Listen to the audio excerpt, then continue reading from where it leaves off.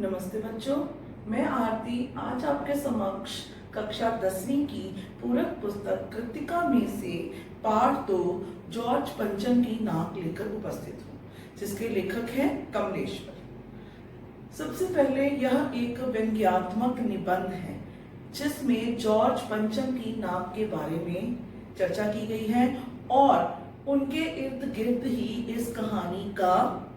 यही इस कहानी का केंद्र बिंदु है, यही इस निबंध का केंद्र बिंदु है। जॉर्ज पंचम कौन थे? जॉर्ज पंचम ब्रिटिश सरकार के प्रथम शासक थे जो विंडसर राजघराने से संबंधित थे, जिसका जन्म 1865 ईस्वी में हुआ और निधन 1936 में हुआ। अब एलिजाबेथ कौन थी जो भारत का दौरा करने आने वाली थी? तो एलिजाबेथ लंदन के ड्यूक जॉर्ज VI की रानी एलिजाबेथ जो राजमाता थी उनके यहाँ पैदा हुई थी और यही रानी एलिजाबेथ लंदन की रानी एलिजाबेथ भारत का दौरा करने इंग्लैंड की रानी एलिजाबेथ भारत का दौरा करने आने वाली थी। तो चलिए इस पाठ के शब्दार्थ जान लेते हैं। शाही दौरा, राजा का शान शौकत से बड़ा आगमन, फौज फाटा, सेना तथा अन्य शाही कर्मचारी, बेसाख्ता स्वाभाविक रूप से, अजायब घर वह भवन जिसमें पुरानी वस्तुओं का संग्रह किया जाता है और इसे हम म्यूजियम से के नाम से भी जानते हैं। लाट मूर्ति, गोरिल्ला युद्ध, छिपकर किया गया युद्ध, यह आर्मी में एक तकनीक है युद्ध जीतने की। जब छिपकर युद्ध किया जाता है तो उस तकनीक को गोरिल्ला युद्ध कहा जाता है। तो पाठ के प्रमुख बिंदु, पहला बिंदु है रानी एलिजाबेथ का भारत आगमन। तो हम बात करते हैं जॉर्ज पंचम की नाक एक व्यंग्यात्मक निबंध है। इसमें सरकारी तंत्र का मजाक उड़ाया गया है। हम इंग्लैंड के गुलाम रहे, लेकिन उनकी रानी के सम्मान के लिए सरकार क्या क्या पापड़ बेलती है, क्या क्या अपमानजनक हरकतें करती है और इन्हीं हरकतों को दिखाना इस निबंध का उद्देश्य है और सरकार की नीतियों पर कटाक्ष करना इस निबंध का केंद्र बिंदु है। तो सबसे पहले हम बात करते हैं रानी एलिजाबेथ का आगमन। बात उन दिनों की है जब रानी एलिजाबेथ अपने पति के संग भारत का दौरा करने आने वाली थी। रोज रोज अखबारों में उनकी शाही दौरे की बातें छपा करती थी। जो दर्जी थे वो उनकी वेशभूषा तैयार करने के लिए बहुत परेशान थे। अंग्रेजी अखबारों की कतरनें भारतीय अखबारों में छपा करती थी, जिसमें छपा था कि उन्होंने नीले रंग का सूट बनवाया है जिसपे 400 पाउंड का खर्च आया है। इसके साथ उनके नौकरों, खानसामों, बावर्चियों, यहाँ तक कि शाही कुत्तों की तस्वीर भी अखबार में छपी थी। उनके आगमन को लेकर भारत में बहुत सनसनी फैल गई और इसलिए उन्होंने दिल्ली का कायापलट करना शुरू कर दिया। सड़कें जवान हो गई और इमारतें सुंदरियों की भांति सज गई। तीसरा बिंदु, सरकारी कार्यवाही। अब देश के शुभ चिंतकों की बैठक बुलाई गई और निर्णय लिया गया, सलाह मशवरे हुए, निर्णय लिया गया कि जॉर्ज पंचम की नाक वापस लगा दी जाए। तभी एक मूर्तिकार को बुलाया गया और उसे कहा गया कि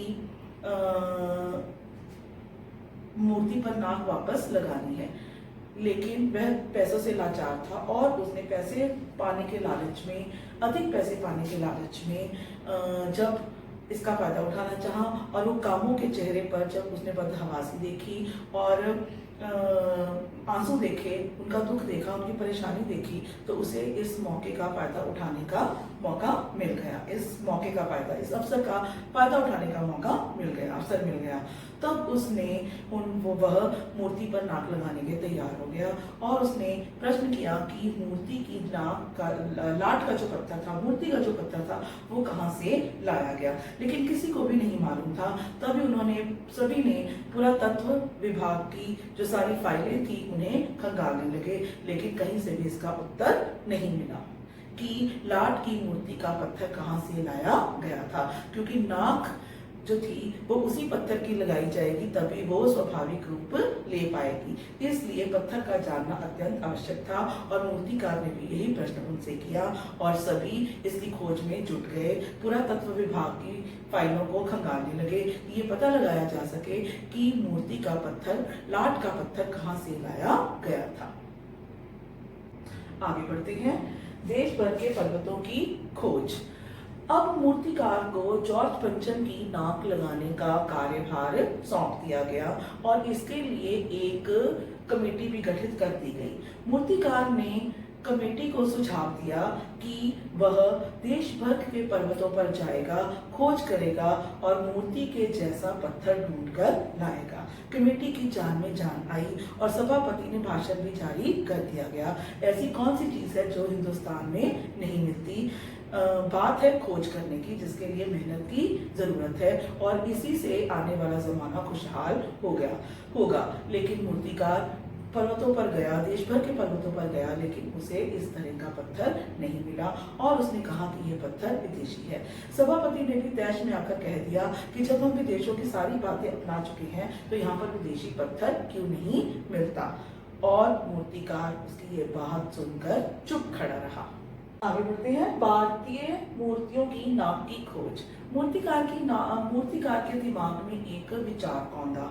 उसने कमेटी को सुझाव दिया कि और यह शर्त रखी कि यह खबर अखबार वालों तक नहीं पहुंचनी चाहिए। इसी शर्त पर वह अपना सुझाव देगा। तब उसने यह सुझाव दिया कि हमारे देश में भी बहुत से नेताओं की मूर्तियां बनी हैं, तो क्यों ना उन मूर्तियों की नाक ले ली जाए, उसे जॉर्ज पंचम की मूर्ति पर लगा दिया जाए। पहले तो यह बात सुनकर सभा में सन्नाटा छा गया। तब सभापति ने कहा यह काम बड़ी होशियारी से करना होगा। तब उसने कहा कि हमारे देश में भी बहुत सारे नेताओं की मूर्तियां हैं, तो इसलिए वह पूरे देश में नाक की खोज करने के लिए निकल पड़ा। उसके पास जॉर्ज पंचम की नाक का माप था, इसलिए वह देश की परिक्रमा करने के लिए निकल पड़ा। सबसे पहले वह मुंबई गया। वहां पर उसने दादाभाई नौरोजी, शिवाजी आदि की मूर्तियों को देखा और परखा। उसके बाद वह गुजरात गया। वहां पर गांधी, पटेल आदि की मूर्तियों को देखा परखा। उसके पश्चात वह बंगाल गया, जहाँ पर रविंद्रनाथ ठाकुर, सुभाष चंद्र बोस, राजा राम मोहन राय की मूर्तियों की नाक को देखा परखा, लेकिन सभी नाकें जॉर्ज पंचम की नाक से बड़ी निकली और बंगाल, बिहार, मद्रास, मैसूर और पंजाब से होते हुए दिल्ली लौट आया और बड़े निराशाजनक स्वर में उसने कहा कि वह पूरे हिंदुस्तान की परिक्रमा कर आया, लेकिन सभी नेताओं की नाकें जॉर्ज पंचम की नाक से बड़ी थी।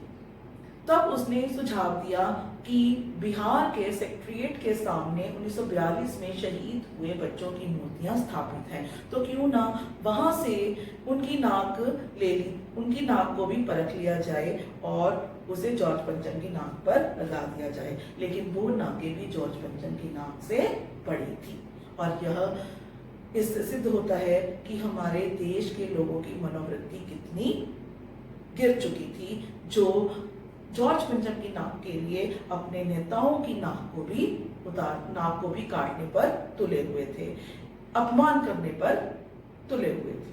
आगे बढ़ते हैं। जिंदा नाक लगाने का प्रस्ताव।